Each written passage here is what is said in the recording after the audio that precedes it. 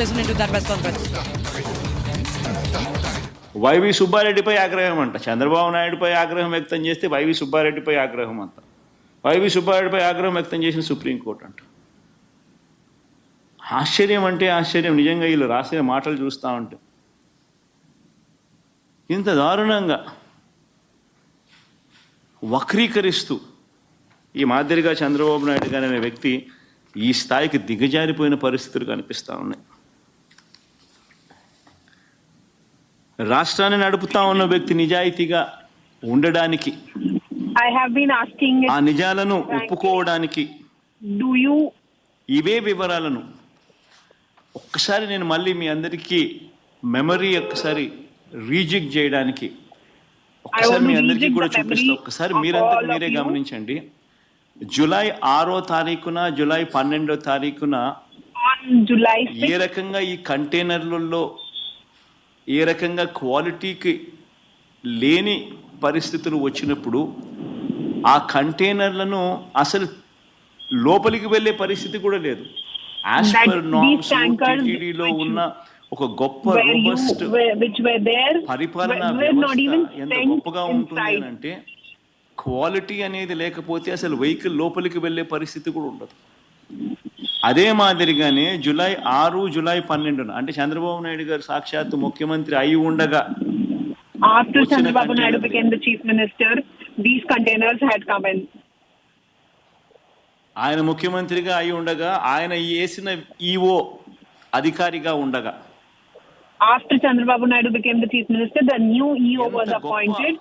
తిరుపతిలో వ్యవస్థ ఉంది అని దానికోసం ఇంతకుముందు మా హయాంలో 18 సార్లు ఇదే మాదిరిగానే క్వాలిటీ లేకుండా వస్తే రిజెక్ట్ చేసి పంపించారు.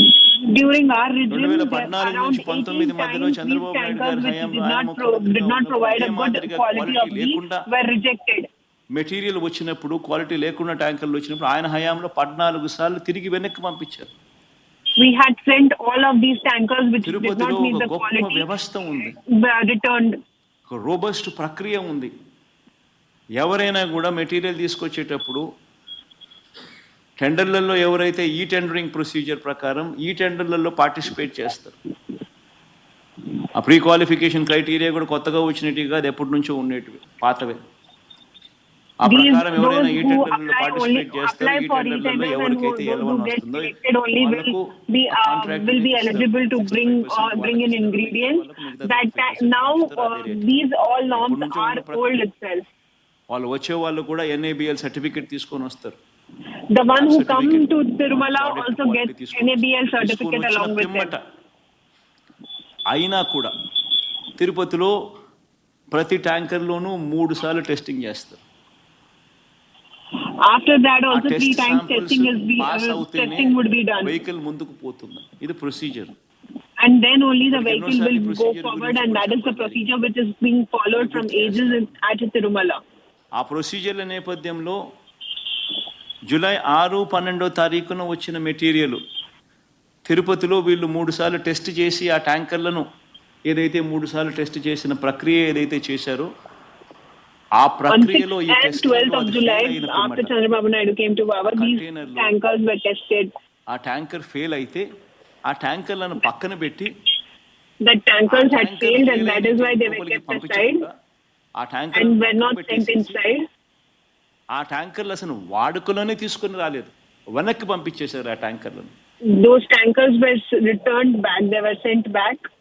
ఒకసారి ఆ 3 టెస్టులు ఫెయిల్ అయిన ఆ ట్యాంకర్లను మరొకసారి రీకన్ఫర్మేషన్ కోసం, రీటెస్టింగ్ కోసం మళ్ళీ NDDB కూడా పంపించడం జరిగింది. ఆ sample they had sent all these to get retested at NDDB. July 23వ తారీఖున రిపోర్ట్ వచ్చింది.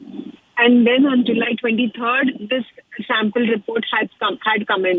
ఒకసారి ఆ జూలై 6, జూలై 12న వచ్చిన ఈ ట్యాంకర్లు ఏదైతే టెస్టులు తిరుపతిలో చేసిన టెస్టులు ఏదైతే ఫెయిల్ అయినాయో అవి ఏదైతే వెనక్కి పంపించారో, వెనక్కి పంపించడమే కాకుండా షోకాస్ నోటీస్ వాళ్ళకి ఇచ్చారో, after sending back they had given video clippings ఒకసారి మళ్ళొక్కసారి గుర్తు చేస్తా ఉన్నాం, ఒకసారి మళ్ళీ ప్లే చేస్తూ.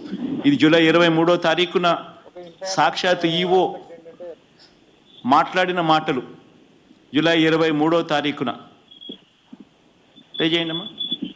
ఒక ఇంపార్టెంట్ ఆస్పెక్ట్ ఏంటంటే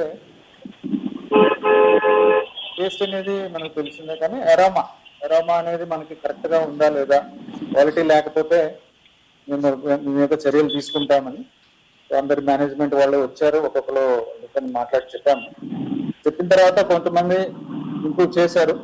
ఆ శాంపుల్లో adulteration.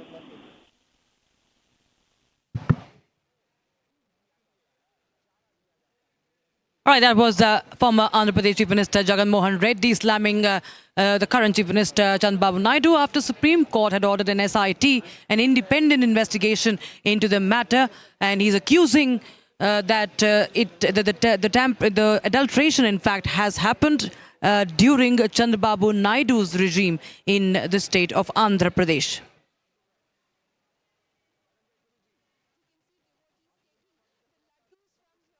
Right, viewers, we have some breaking news coming in right now. What we are learning is that BJP leader Arjun